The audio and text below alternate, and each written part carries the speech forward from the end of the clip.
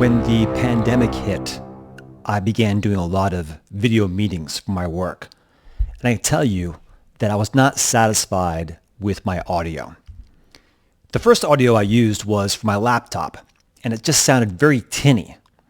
So then I tried using my Logitech webcam audio, and it picked up sounds from all over my room. There was a lot of echo, a lot of delay in my voice, reverb, and I wasn't satisfied. So I was looking to improve my game, and I got myself this Shure MV7 microphone. And I've been very satisfied with the audio. I feel like it picks up my voice very well. It makes my voice sound good, maybe better than it normally does in real life. And it's a very easy microphone to use. Looking at this microphone, you can see that I've got this cable connected to the back of it. For those of you that don't know too much about microphones, this cable is an XLR cable, and it does not plug into your computer. You need to plug this into something else and then plug it into your computer. An audio mixer, some kind of audio interface.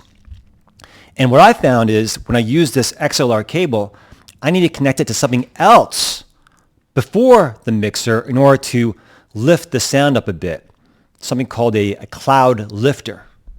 So when you buy this microphone and you want to use the XLR cable, you might spend another $200-$300 on other equipment in order for it to work. However, you don't need to have an XLR cable to make this thing work because you can connect this microphone via USB. There's another port here on the microphone, a USB port that you can use to connect directly into the computer.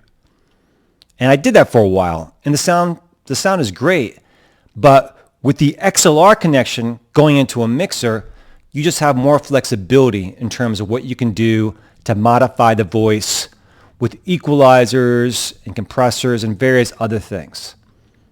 Now, don't get me wrong, with the USB, there's also the possibility to make modifications to the sound using the Shure app. And it's a perfectly fine app. But I just found with the XLR cable and setup that I've got a little bit better sound. So you have some flexibility with this microphone to do either or. Now, when I do my web calls, I oftentimes have my microphone like this. Now, not everyone likes to see the microphone in frame. In fact, it does get a lot of comments. When I'm on web calls, people look at it and say, "Oh, Bill, you were like some kind of podcaster." Well, maybe you don't want to have that kind of attention. So if you want, you can actually just stick this microphone out of frame. Something like this. You're going to need to improve the gain in order to have good sound, so I just bumped up my gain. So this is a possibility too. I have the microphone out of frame. It still sounds pretty good. Maybe it does sound better when it's right in front of me. If I take this and modify my gain, maybe the voice sounds better like this. I think it does. Now, some people might want to go for more of a radio effect and sound more like they're on the radio and use something called the proximity effect by having the microphone even closer to the mouth. So for example, you could take this microphone like this and have maybe a deeper voice. However, if you're doing a web call, you might look a little bit silly with the microphone so close to your face. So bear that in mind.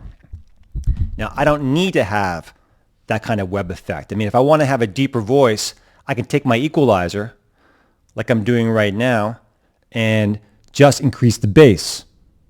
So right now, I just increased the bass by a lot, and it probably doesn't sound so hot. So let me go back to normal. With the mixer, I have all of the equalizers set at unity, just straight up. I'm not trying to enhance the low. I'm not trying to enhance the high or the mid. I just want to have a flat equalizer, everything at unity. And there's a compressor here too. So I actually don't even use the compressor, But if you wanted to, you could bump up the compressor. So let me just crank up the compressor. So at this point, I've got a cranked up compressor with my audio mixer. So you do have some options when you connect via a mixer with this microphone. Okay, so right now I've got the compressor back to nothing. This is just flat equalizer, no compressor with this microphone. So I do like this microphone. It is a offspring of a pretty famous microphone, the Shure SM7B. The Shure SM7B came out a while ago and is a very popular microphone with podcasters and radio people. The MV7 looks kind of similar to it, and I'm told sounds similar. So it's a very high quality microphone from a high quality manufacturer.